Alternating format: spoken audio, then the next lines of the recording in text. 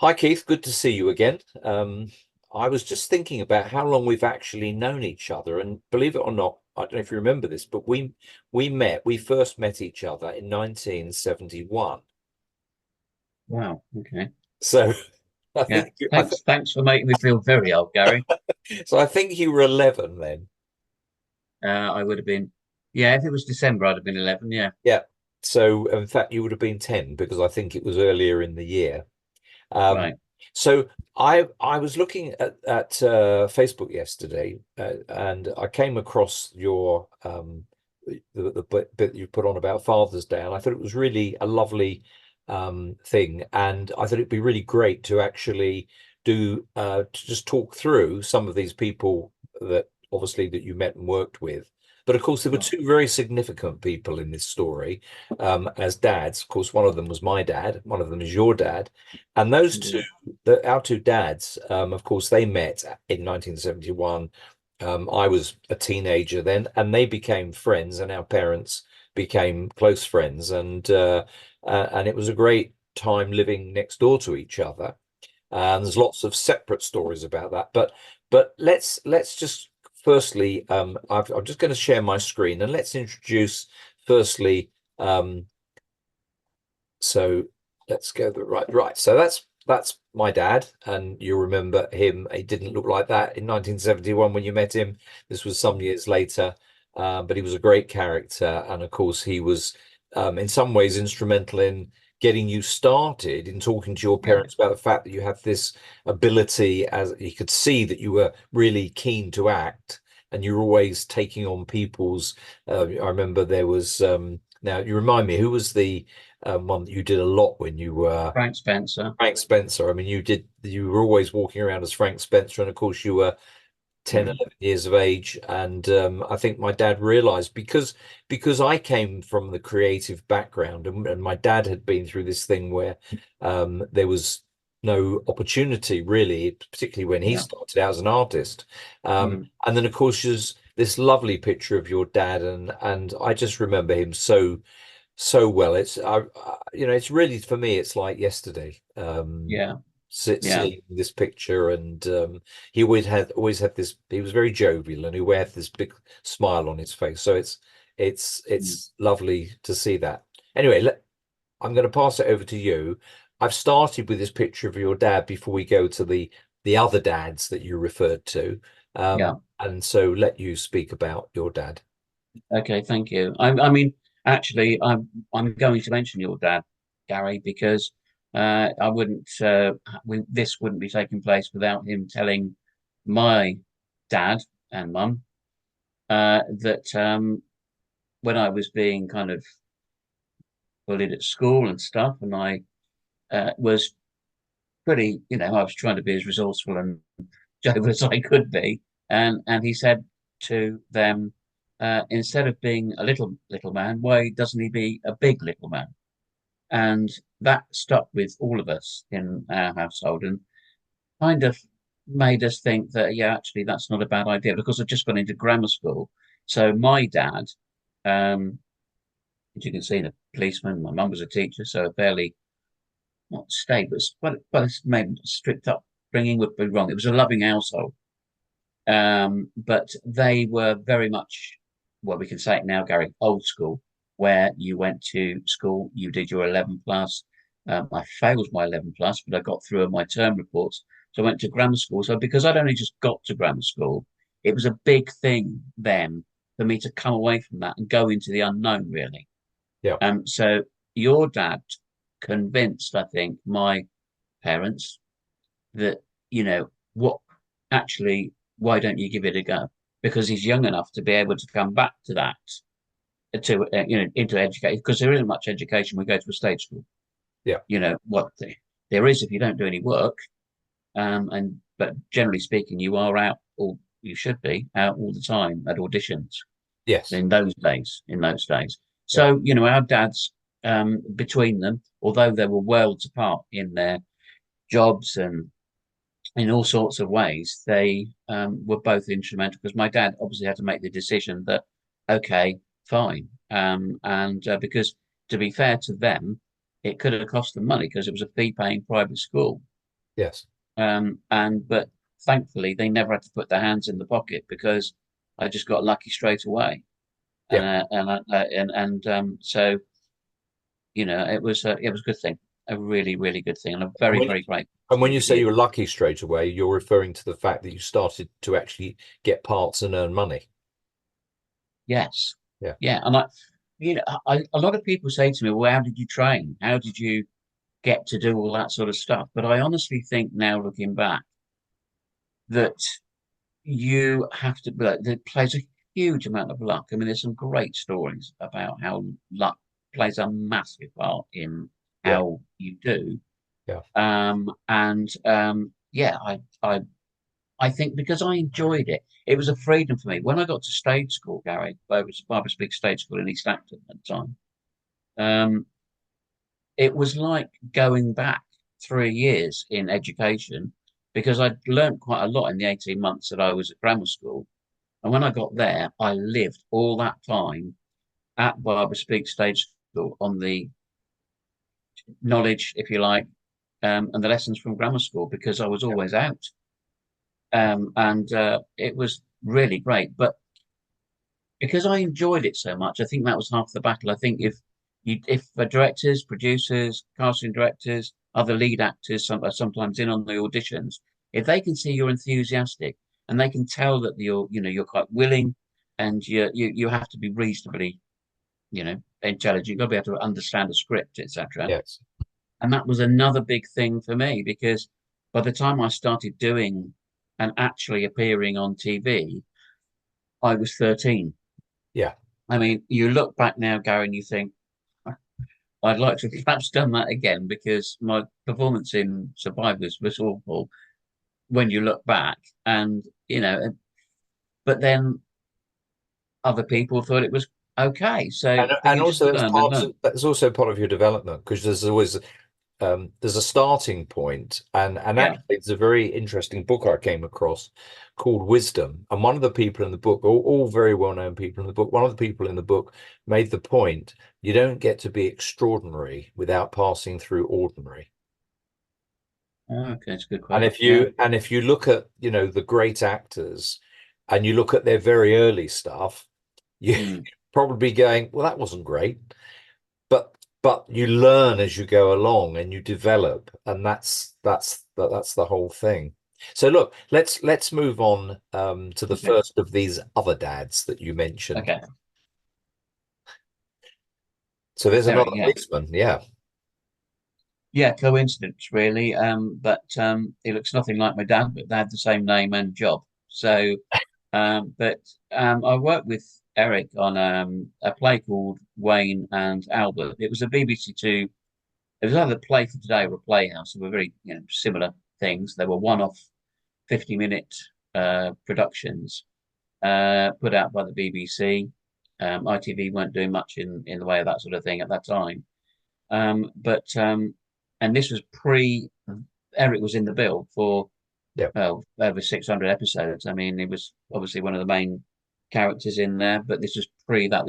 I got this part of Wayne in Wayne and Albert in 1983, Right. and we filmed it out at Berkhamsted, and that's where Eric and I did our had our scenes, and they were very short. Eric was only in the play at the beginning, but it was quite a heated scene because my granddad, who was played by Arthur English, and it was his first straight part. He'd always been in comedy of some Yeah. description. It was his first, and he was extremely nervous. I remember. He wasn't filming that day, but it was just me, Eric, and Polly Perkins, who played my mum. And Eric and I had a stand-up row about me going and staying with me not wanting to go and stay with my granddad, who just lost my grandma. And so he was, yeah, it was a bit bleak, really. And I just called him an old grunter, not my dad, my granddad. But there was this thing, and actually, I had no choice. I had to go into the country, and I was a city lad. Right. And so Eric and I had a stand-up row about me going, and I didn't want to go. But in the end, the next scene is the ambulance driving away from our house, and there's myself and Arthur English in the back of the ambulance, saying not a word to each other, ignoring each other completely. And you could tell. I think it came back to another scene where we're just going down a country lane, and I'm just looking like this. Yeah. So that was kind of what it was. So Eric wasn't in that much, but what I got from him was, I mean, you look at his credits. I mean, it's unbelievable the amount of stuff he's done, Yeah. quality stuff. But what I remember about him, he knew his lines right. He turned up as you have to do these days. So I Yeah. understand. Not much time for rehearsals these days. You turn up, you know your stuff. But back then, it was a bit more relaxed, and he knew it. He knew, and he was absolutely brilliant. And he would give me. I would ask them even at that stage in '83, because I've been going for about 8 years. I would still ask, "How do you think I should play it? How Yes. do you perceive when you've been reading the script, Eric? How do you see Wayne? You know, and if that his opinion or his vision of what his son, after all, I would his son Yeah. was like, does it match that of the director, or even more so? Well, I say more so, perhaps less so to the writer, because sometimes the people that have written the screenplay are quite precious in the nicest possible sense about the script. They don't want actors going off piste all of a sudden Yes. if it's not been okayed with them. Yeah. So Eric said to me there, we don't need to go off piste with this script. It's great. And he was right. Yeah. And So of course, it I was, think it's really what you just said is really important that a young person in a profession takes advice and the experience of older people who've been around for a long time, particularly mm, when they've got, a fantastic track record, as obviously Eric has. So let's move yeah. on to the next person, Okay. Don Henderson. Ah, yeah. Yeah. I've got, um, Don was an amazing, I didn't get to, I would love to work with him more. And we didn't know this at the time. He was a charming guy. I mean, really, really helpful, very unselfish, was very as Eric was, the one we've just talked about, very unselfish. And what I mean by unselfish is the fact that he would allow you more. He wasn't one of these actors, and I've worked with a few of them who like to hog or say to the director, you know, I'd like a bit more on me on the, on a close up or so and so. Why don't we do it like this? Yeah. And we're thinking, well, actually, no, let's just stick to the script. But he wasn't like that at all, and he was really quite softly spoken. But he was one of those people that you would listen to. Yeah. And I found him, yeah, charming guy, really, really nice chap. And it wasn't until that was 1980, was it? No, 1970, I think. That some years later, i.e., 1982. So let's say 10 years, right? Let's say 10, well, maybe no, 6, 7. My mum was Don's actual wife.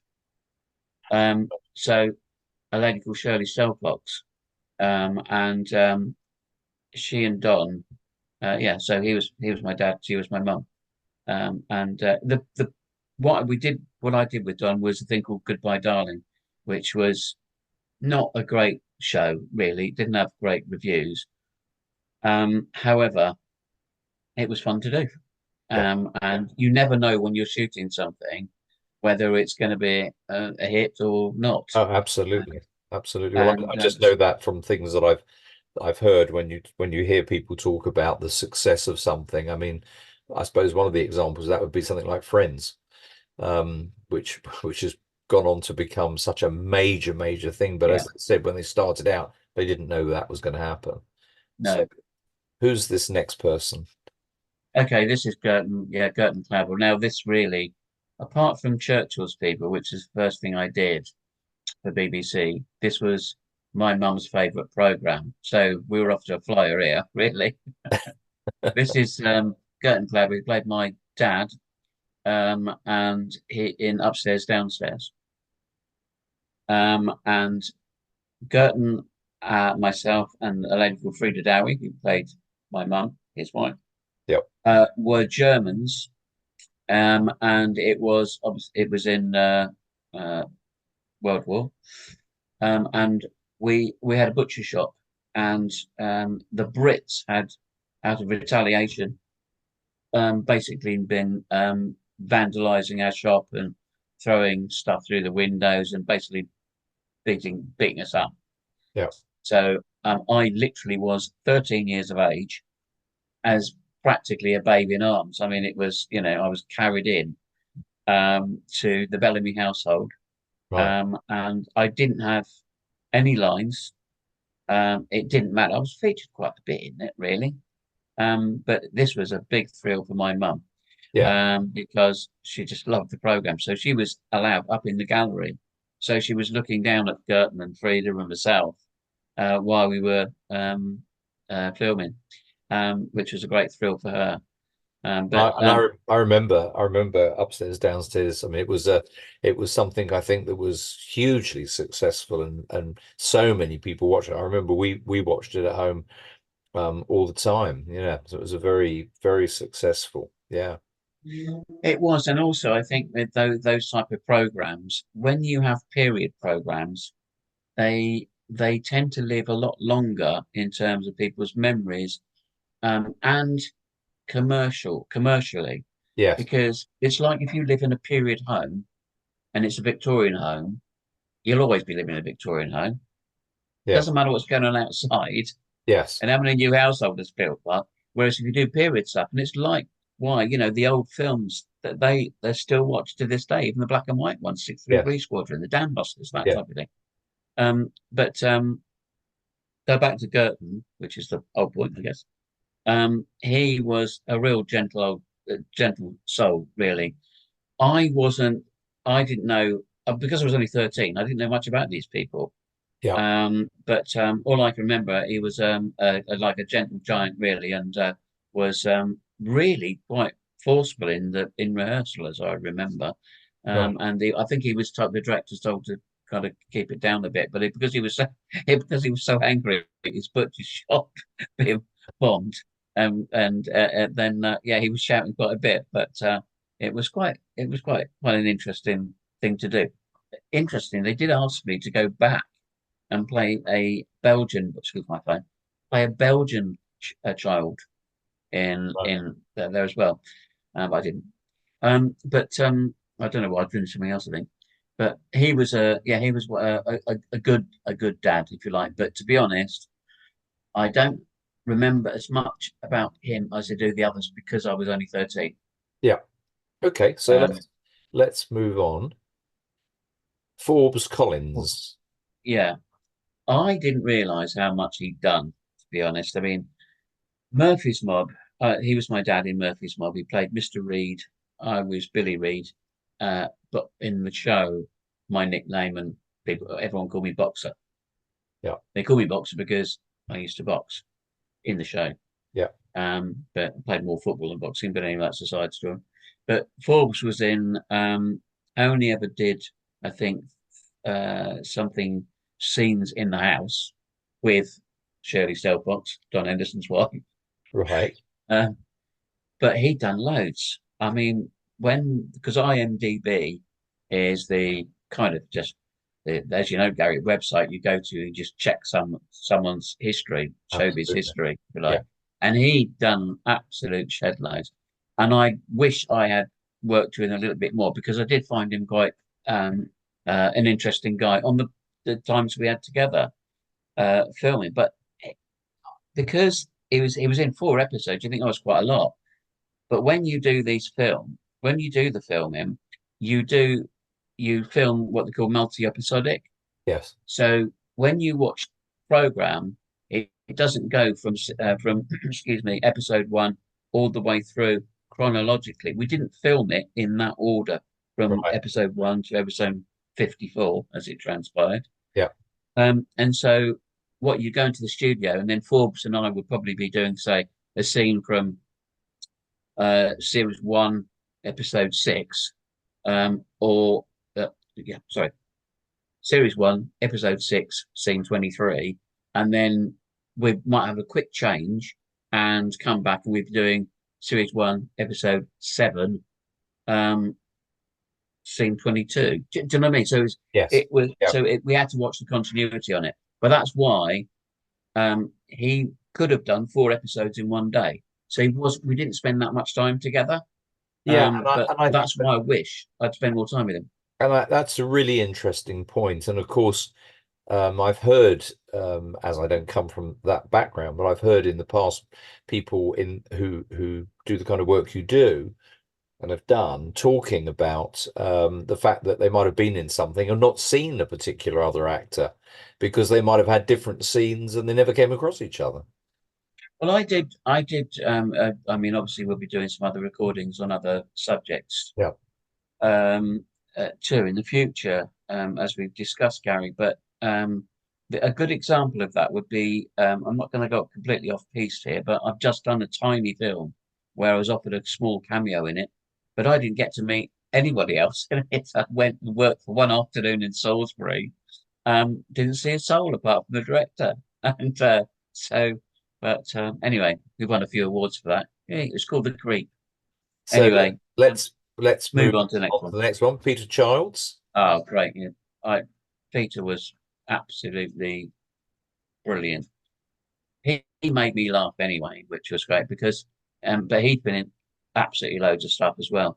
This is where when you do this stuff, you cannot help but uh but learn. You can't help it. Yeah. But because the part that I had, I was playing this is Rumpole of the Bailey, and I was playing a lad called Jim Timpson from a uh, basically a well-known criminal family, the Timpsons.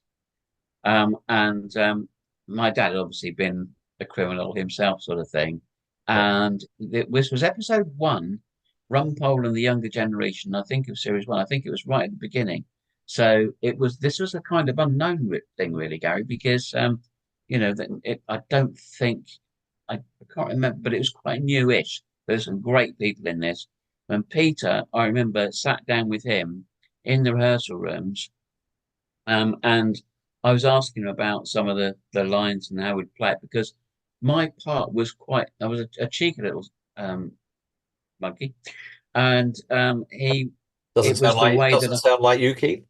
of course not, but he was really, and I'll tell the other his wife also. She was helping me as well, and oh, it yeah, just spent a lot of time with me. But he come over. I don't know if you ever seen the episode, but he comes over absolutely brilliantly. He's completely believable Right. as a dodgy criminal dad, and I would have obviously I idolized him in the episode. Yes. That's me dad, and he can do no wrong, sort of thing.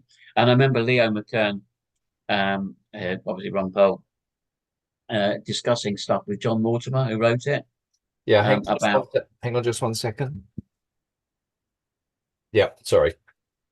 that's right, yeah. So I remember John Mortimer chatting with Leo McKern about how things should be played and around the kind of the Timson family, Yes. and because yeah, I think there was some kind of issue over an alibi I had that was really quite well scripted. And Leo McKern gets really, well, Rumpole gets really angry about the fact that I've managed to get off, but it's all because of a dodgy alibi. So, Well, but because Peter, I remember Leo McKern as being a great actor.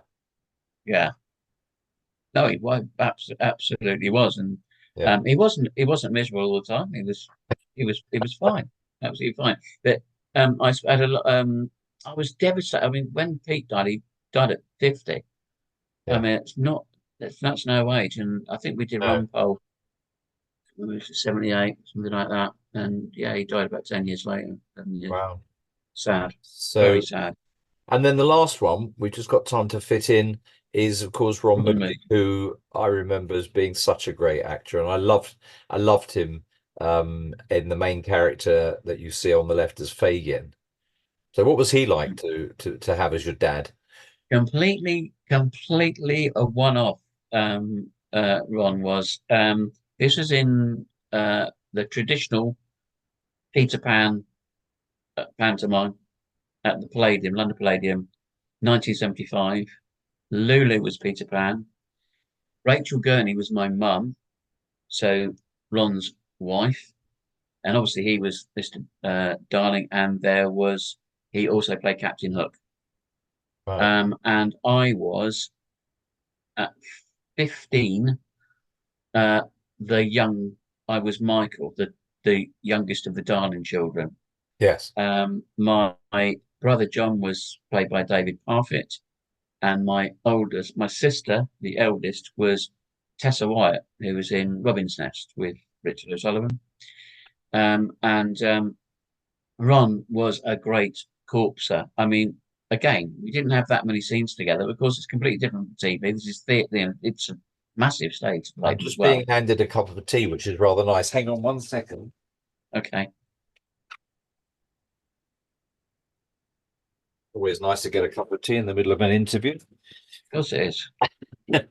And so, and I remember you telling me that there was some quite a few funny things that happened on the stage. But listen, I think we should stop it there because we're down to the last minute of the recording, and I Right. think that this is the Ron Moody stories are going to be rather more involved. So, it's been great to catch up with you, and to hear about all your dads, and of course about the main dad that you had, who I remember such a lovely man.